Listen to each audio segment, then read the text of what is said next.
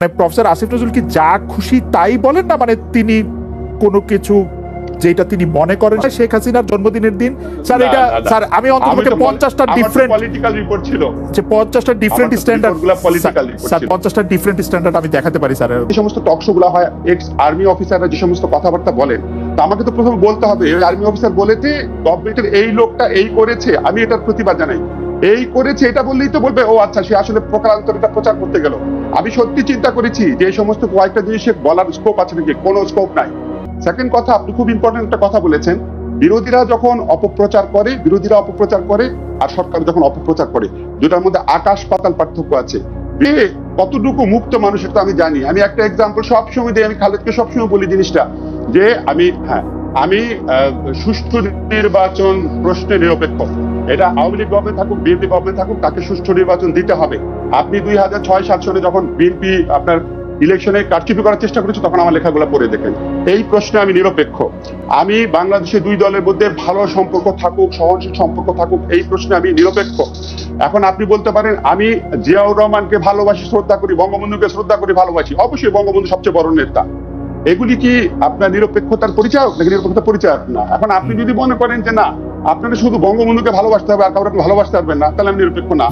আবার আপনি যদি বলেন, আপনি যদি ইলেকশন হয়, আপনি যদি আমাকে জিজ্ঞেস করেন আপনি যদি ইলেকশন হয় কাকে ভোট দিবেন, এখন ধরেন আমি ব্যক্তিগতভাবে কাকে ভোট দিচ্ছি, দ্যাট ইজ ডিফারেন্ট। একটা জিনিস আপনাকে বলেই দেই, আমাদের এখানে সবচেয়ে বেশি রেগুলার আমি ভোট দিয়ে হচ্ছে শিক্ষক সমিতি নির্বাচনে। আমাদের এখানে কোনোদিন আমি সাদা আর ব্লু দল আওয়ামী লীগ বিএনপি একচেটিয়া ভোট দেই নাই। আমি দুই দল মিলিয়ে ভোট দিয়েছি এবং এমন ইলেকশনও আছে যেখানে আমি নীল দলের প্যানেলদেরকে বেশি ভোট দিয়েছি। বিকজ সেখানে আজকে যে আপনার আরিফিন সিদ্দিকী স্যার আছেন, আখতারুজ্জামান স্যার আছেন, মাকসুদ সারা জীবন আমার ভোট পেয়েছেন। আমার ল ডিপার্টমেন্টের যে ডিন আছেন রহমত, যিনি ব্লু দলের শিক্ষক সমিতির সভাপতি, সারা জীবন আমার ভোট পেয়েছেন। অবশ্যই আমি নিরপেক্ষ, আমি এই ব্যাপারে নিরপেক্ষ। এখন আপনি যদি বলেন যে আপনি খালেদা জিয়ার প্রতি রেসপেক্ট থাকলে আপনি নিরপেক্ষ না, তাহলে আমি নিরপেক্ষ না। অবশ্যই ওনাকে আমি প্রচন্ড রেসপেক্ট করি, ওনাকে আমি রাজপথের আন্দোলনে বিজয়ী হতে দেখেছি। এটা একটু সাপ্লিমেন্টারি প্রশ্ন, বিএনপি ক্ষমতায় আসলে আপনাকে কি কোনো পাবলিক বিশ্ববিদ্যালয় বা ঢাকা বিশ্ববিদ্যালয়ের ভাইস চ্যান্সেলর করার বা কোনো হলের প্রভোস্ট করার বা এরকম কোনো আপনার আকাঙ্ক্ষা রয়েছে যে আপনি এটি হতে চান বা এটি হবেন বা এটি এত ছোট আমার আকাঙ্ক্ষা, এত ছোট হবে আমার আকাঙ্ক্ষা? ভাইস চ্যান্সেলর তো ছোট না, ভাইস চ্যান্সেলর তো ছোট না স্যার। আমার জন্য আমি বলি খালেদ, বাংলাদেশে যারা এক্স ভাইস চ্যান্সেলর আছে তাদের সবার চেয়ে আমি অনেক মর্যাদাপূর্ণ জীবনযাপন করি। কাজে আপনি যদি প্রশ্ন করতেন আপনার যদি পররাষ্ট্রমন্ত্রী বানায় বা তাও প্রশ্ন একটু উত্তর দিতাম। আপনাকে বলে আচ্ছা প্রশ্ন করলাম পররাষ্ট্রমন্ত্রী বা তথ্যমন্ত্রী হবেন কিনা? জি জি জি জি, দুইবার তো বিএনপি ক্ষমতা এসেছিল, আপনিও তখন দেশে ছিলেন। জীবনে কোনোদিন আমাকে কখনো সচিবালয়ে বা কোনো মন্ত্রী ওখানে যেতে দেখেছেন? কোনো ছবি দেখেছেন? দেখেন নাই। কোনো বড় পদ পেতে দেখেছেন? দেখেন নাই। আমার যে যোগ্যতা, যদি আমি চাইতাম আমি তো তখনই অনেক বড় পোস্টে যেতে পারতাম। আপনি জানেন আমার যোগ্যতা কি, আপনাকে আমার সম্পর্কে আপনাকে বলা দরকার। বাংলাদেশের কন্টেক্সট আমার জন্য বেশি ইম্পর্টেন্ট। আর সেকেন্ড হচ্ছে অ্যান্টি ইনকামবেন্সি যে হয় না, আপনি তো নিজেই বললেন যে আমেরিকায় 2 টার্মের পর চলে যায়, তো বাংলাদেশে তো 3 টার্ম হয়ে যাচ্ছে। আমেরিকা তো 2 টার্মের পর আপনি দেখবেন রিপাবলিকান পার্টি ডেমোক্রেটিক পার্টি 2 টার্মের বেশি থাকা ভেরি টাফ, ভেরি রেয়ার। সারা পৃথিবীতে 2 টার্ম হয়তো, আপনি মার্কেলেরটা তো এক্সেপশনাল ঘটনা। আর সবচেয়ে ইম্পর্টেন্ট কথা হচ্ছে আপনি কি লাস্ট নির্বাচনে ইলেক্টেড হয়ে আসছেন? এখন আপনি যদি বলেন যে আমার ভিতর কেন ক্ষোভ বা অসন্তুষ্টি, আমি বাংলাদেশের ইতিহাসে সবচেয়ে জঘন্য 2টা ইলেকশন দেখেছি। 2014 সনে 18 সনের নির্বাচনে কি হয়েছে, আপনি বোধহয় দেশে ছিলেন। আপনি দেখেন প্রধান নির্বাচন কমিশনার সহ অন্যান্য নির্বাচন কমিশনাররা যখন বলেন যে আর রাতের নির্বাচন করা হবে না বা রাতের নির্বাচন আমরা করতে দিব না, তারাও স্বীকার করে দেন রাতের নির্বাচন হয়েছে। ফলে এত ক্ষোভ মানুষের, এটার সাথে আপনি কি ভারতে কি 2018 সনের নির্বাচন হয়েছে, ভারতে কি 2014 সনের নির্বাচন হয়েছে? ওইভাবে যদি মোদি থাকতো তো ওইখানেও অ্যান্টি ইনকামবেন্সি অনেক বেশি হয়ে যেত। এবং আপনি এখন দেখেন ভারতে তো মোটামুটি ফ্রি এবং ফেয়ার ইলেকশন হয়, আপনি কি অ্যান্টি ইনকামবেন্সি ভারতে দেখতে পাচ্ছেন না? শুধু কি আমরা সেন্ট্রাল ইলেকশন দেখবো, আপনি রাজ্য সরকারগুলোর ইলেকশনে দেখতে পাচ্ছেন না? অনেক জায়গায় আমরা দেখতে পাচ্ছি এটা প্রকাশ। আরেকটা কথা হচ্ছে কি, আমি কি চাই, আমি আপনাকে অত্যন্ত ফ্র্যাঙ্ক, 2018 সনে 3য় মাত্রাতে নির্বাচনের 2 সপ্তাহ আগে আমি টকশো করেছিলাম, রেকর্ড আছে, আমি চ্যালেঞ্জ করছি। সেখানে আমি বলেছিলাম যে আমি চাই, আমার ব্যক্তিগত আকাঙ্ক্ষা 2018 সনে যেন সুষ্ঠু নির্বাচন হয়ে আওয়ামী লীগ জিতে আসে। কারণ আমি চেয়েছিলাম উন্নয়নের ধারাবাহিকতা থাকুক জনগণের ম্যান্ডেট নিয়ে। আমি বলেছিলাম আমার সেকেন্ড চয়েস হচ্ছে জনগণের ভোট নিয়ে যেন বিএনপি জিতে আসে। আমি বলেছিলাম আমার ওয়ার্স্ট চয়েস, যেটা আমি কোনোভাবেই চাই না, সেটা হচ্ছে কারচুপি করে আওয়ামী লীগ বা বিএনপি জিতে আসুক, এটা হচ্ছে আমি কোনোভাবেই চাই না। যেহেতু আমার ওয়ার্ডস চয়েস, যেটা আমি কোনোভাবেই চাই না, হয়েছে, সভাপতি আমি প্রচন্ড ভাবে চাই ফ্রি অ্যান্ড ফেয়ার ইলেকশন হোক। আমি আবার আপনাকে বলি, ফ্রি এবং ফেয়ার ইলেকশন হয়ে যদি আওয়ামী লীগ ইলেক্টেড হয়ে আসে সামনে ইলেকশনে, অবশ্যই বাংলাদেশের জন্য সেটা ভালো হবে। আপনি অনেকবার বলেছেন, আপনি তৃতীয় মাত্রায় বলেছেন, আমার মনে আছে ইন্ডিপেন্ডেন্ট টেলিভিশন আজকের বাংলাদেশে আপনি কাছাকাছি কথা বলেছেন, আমার সাথে ব্যক্তিগত আলাপচারিতাও আপনি এই কথা বলেছেন, কিন্তু সেইটি অনেকটা সমান্তরাল রেখা অসীম বিন্দুতে গিয়ে মিলিত হওয়ার মতো কিনা, যে কারণ আপনি জানেন যে সুষ্ঠু নির্বাচন হলে আওয়ামী লীগ নির্বাচন আসবে না, সুতরাং আপনার চাওয়াটা হচ্ছে সুষ্ঠু নির্বাচন। কিভাবে জানেন? না, আমি আপনাকে বলি, আচ্ছা লেটস বি ভেরি ফ্র্যাঙ্ক, আমি বিশ্বাস করি যদি সুষ্ঠু নির্বাচন হয় তাহলে আওয়ামী লীগ সামনের নির্বাচনে পরাজিত হবে। আমার বিশ্বাসটা ভুল হইতে পারে। এখন আমার বিশ্বাস কারেক্ট কি ইনকারেক্ট এটা ম্যাটার করে না, সবচেয়ে বেশি ম্যাটার করে আমাদের সংবিধান, আমাদের দেশের আইন, আমাদের দেশের গণতন্ত্রের আকাঙ্ক্ষা, আমাদের স্বাধীনতার চেতনা। সেখানে বলা হয়েছে জনগণের ভোটাধিকার সবচেয়ে ইম্পর্টেন্ট। আপনি আর্টিকেল 7 দেখেন, সবচেয়ে ইম্পর্টেন্ট। বঙ্গবন্ধুর আপনি দেখেন, আমার আর্টিকেলে আমি লিখেছি, বঙ্গবন্ধু আপনার 73 সনে বলছেন যে যে জিতে আসবে সে ক্ষমতায় থাকবে। আপনি দেশের সংবিধানকে লঙ্ঘন করতে পারবেন না, সেটা হচ্ছে আমার মূল কথা। আর একটা কথা কি জানেন, আমি আজকে আপনাকে বলে দিই, 2018 সনে যদি সুষ্ঠু নির্বাচন হতো, আমি মনে করি বিএনপি জিততো। 2014 সনে জিতে তো আওয়ামী লীগ তো চিরতরে ক্ষমতাহীন থাকতো না। 2014 সনে বিএনপি আসলে 2018-তে আবার আওয়ামী লীগ আসতো, একবার বারবার চেঞ্জ হতো। আমি এই তত্ত্বাবধায়ক সরকার ধারাবাহিকতা দেখেছি। এখন আপনি আমাকে জিজ্ঞেস করতে পারেন, তাহলে আমি একটু প্লিজ বলি ভাই, আমি কেন এটা চাই? আমি কেন চাই? কারণ আওয়ামী লীগ এবং বিএনপি দুই দলই হচ্ছে অত্যাচারী, এবং দুই দলই আপনার দলীয়করণ করে, দুর্নীতি। যখন 5 বছর ক্ষমতা চেঞ্জ হয়, তখন তাদের মধ্যে একটা ফিয়ার কাজ করে, ওরে বাবারে 5 বছর পর অন্য দল ক্ষমতা আসবে, আমার বিচার হতে পারে। এই জন্য একটা ভয় থাকে, যেহেতু তাই জন্য তারা সীমিত শাসন করে, একটু রেখে করে। শুধুমাত্র এই কারণে আমি এটা চাই, না হলে তারা অসীম একটা নৈরাজ্যবাদী এবং অসীম কর্তৃত্ব দেখা, অসীম অন্যায় করে।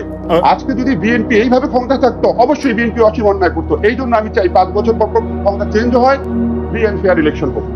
যে তার নামে একটা ফেক আইডি করে অত্যন্ত ভয়ঙ্কর নিউজ দেওয়া হচ্ছে, এই জিডি তো প্রমাণ যে সে এটা তার ইয়ে না। যদি তার নিজের আইডি হয়, কনক সরাইয়ের বোনের পক্ষে এটা সাহস করে করা সম্ভব যে একটা জিডি করে আসবে পুলিশের কাছে? সম্ভব। এই স্কেলে হয়রানি, মামলা, হামলা এগুলি তো সরকার করতে পারে, এটা তো অন্য দল করতে পারে না। তো সরকারের পক্ষে 100টা অন্যায় করা সম্ভব, বিরোধী পক্ষের পক্ষে একটাই অন্যায় করা সম্ভব, অপপ্রচার। তো দুইটা তো অবশ্যই ডিফারেন্ট। জোটের যারা শরিক ছিল, আওয়ামী লীগের যারা শরিক ছিল, জাতীয় পার্টি, শেখ শহীদুল ইসলামের জাতীয় পার্টি, তারপরে হচ্ছে গোলাম কাদেরের জাতীয় পার্টি, তারপর হচ্ছে রাশেদ খান মেননের দল, ইনুর দল, তাদের প্রত্যেকের পক্ষ থেকে কথা বলি স্যার, আমি অত্যন্ত সাবধান থাকি যে প্রধানমন্ত্রী শেখ হাসিনা এবং ওনার পরিবার সম্পর্কে কিছু বলা যাবে না।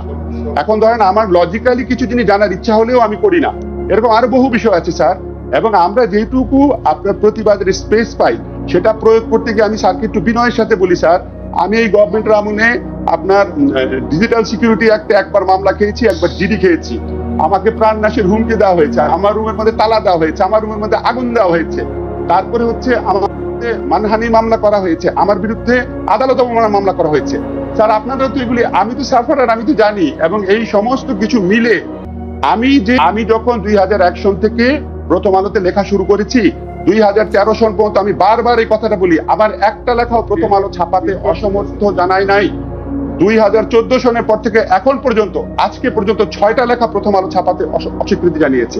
তা আমার জীবনে কি ঘটছে আমি কি বলতে পারছি আমি জানি না।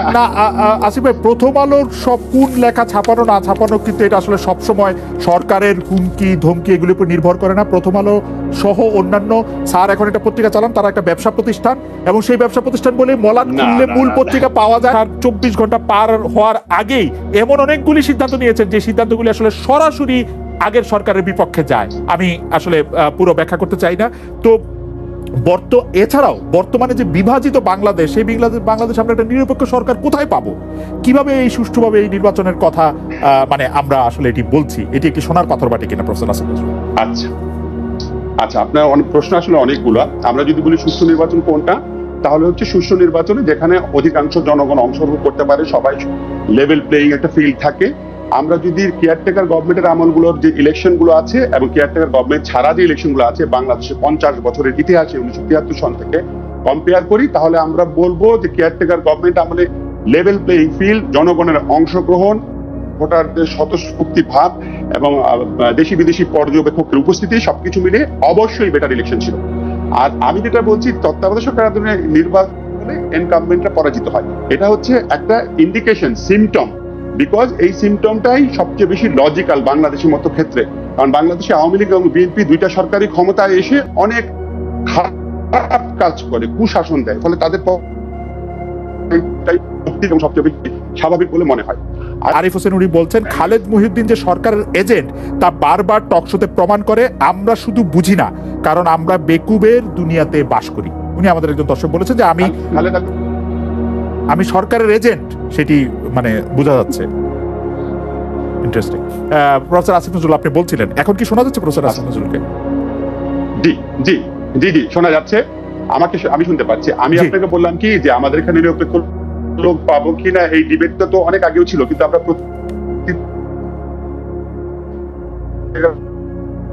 সকল নিরপেক্ষ হিসাবে যাদেরকে অন্তর্ভুক্ত করা হয়েছিল তাদেরকে তো পরে চেঞ্জ করে দেওয়া হয়। চেঞ্জ করে দেওয়ার পর আলটিমেটলি কিন্তু আমরা পেয়েছিলাম। সো আমরা যদি 4 বার নিরপেক্ষ এবং দায়িত্বশীল লোকদেরকে পেতে পারি, তাহলে পঞ্চমবার পাবো না কেন? সবচেয়ে বড় কথা হচ্ছে আপনার নিয়তটা কি। আপনি যে গোলাম রহমান স্যার কারেক্টলি বলেছে কায়েমি স্বার্থ জন্ম নেয়।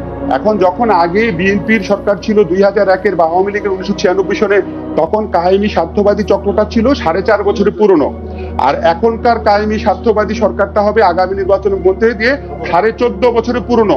তার মানে 3 গুণ বড়, 3 গুণ পাওয়ারফুল, 3 গুণ পাপি, 3 গুণ মরিয়া। 3 গুণ বেশি আরো ইলেকশনের সম্ভাবনা কমে গেছে। আমি শুধু বলি যে বাংলাদেশে এরকম একটা সিস্টেম ছিল, যে সিস্টেমের মধ্যে আমরা একটা তদারক সরকার পাওয়ার একটা ব্যবস্থা আমরা রেখেছিলাম, কিন্তু সেইটার মধ্যে যে অঙ্ক কষে একজন প্রধান বিচারপতিকে তার রিটায়ারমেন্টের সময়ে রিটায়ার করিয়ে দিয়ে অন্য বিচারকদের বয়স বাড়িয়ে দিয়ে তাকে সর্বশেষ প্রধান বিচারপতি করার যে অঙ্ক ব্যারিস্টার মওদুদ আহমেদ বিএনপিকে শেখালেন, নিজে করলেন, জাতিকে দেখালেন, তো সেইটার তো সেই সুযোগ তো ছিল। তো এখন সেটারে কি করবে? মানে সুযোগ ছিল, আপনি সুযোগ অ্যাড্রেস করেন, চেঞ্জ করেন। আমি বলি আপনাকে, একটা সিস্টেম, ওইটার মধ্যে ডিফেক্ট, মওদুদের পাপের কারণে একটা ডিফেক্ট আইডেন্টিফাই হয়েছিল, আপনি ডিফেক্টটা অ্যাড্রেস করেন, আপনি পুরো সিস্টেম ফেলে দিবেন কেন? এবং আপনি খেয়াল করে দেখেন, এই ঘটনার পরও মনে করাই দিই, মওদুদ সাহেবের এই ঘটনার পরও 2011 সনে প্রধানমন্ত্রী শেখ হাসিনার নেতৃত্বে যখন সংবিধান সংশোধন বিষয়ক কমিটির কাছে তারা প্রস্তাব দিয়েছিল সংবিধানে কি কি সংশোধনী চায়, সেখানেও ওনারা তত্ত্বাবধায়ক সরকার চেয়েছিল। তো আপনি তো প্রাইম মিনিস্টার, তখনকার বিরোধী দলের নেত্রী, উনি তো স্বীকার করেছিলেন, তখন উনি প্রধানমন্ত্রী ছিলেন, উনি তো স্বীকার করেছিলেন যে 2011 সন পর্যন্ত স্বীকার করেছিলেন যে তত্ত্বাবধায়ক সরকার সিস্টেম হচ্ছে বেস্ট সিস্টেম।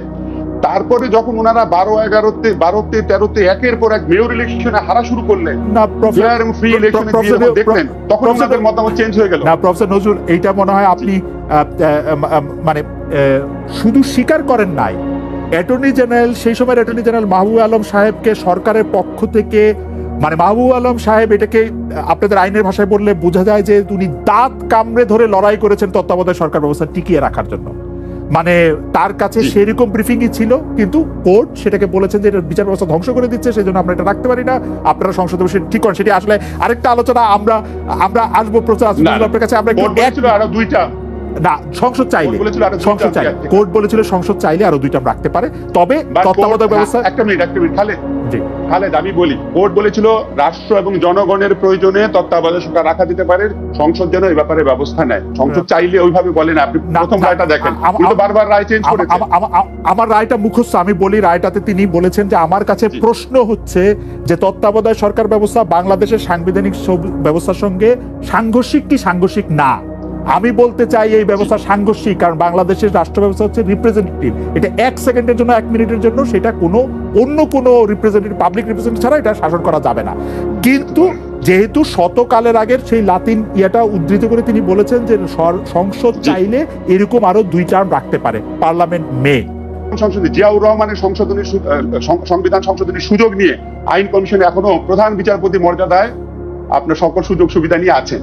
অন্যদিকে এই মামলাতে যখন অ্যামিকাস কিউরিস নিয়োগ করা হয়েছিল বাংলাদেশের শ্রেষ্ঠ আইনবিদদের, যাদের কাছে আইনবিদ হিসাবে খায়রুল হক সাহেব কিছুই ছিল না আইনবিদ হিসাবে, তাদের মধ্যে 11 জনের মধ্যে 10 জনই বলেছিল কেয়ারটেকার গভর্নমেন্ট হচ্ছে absolutely in conformity with the constitution. এটা শুধু বলে রাখলাম। আচ্ছা।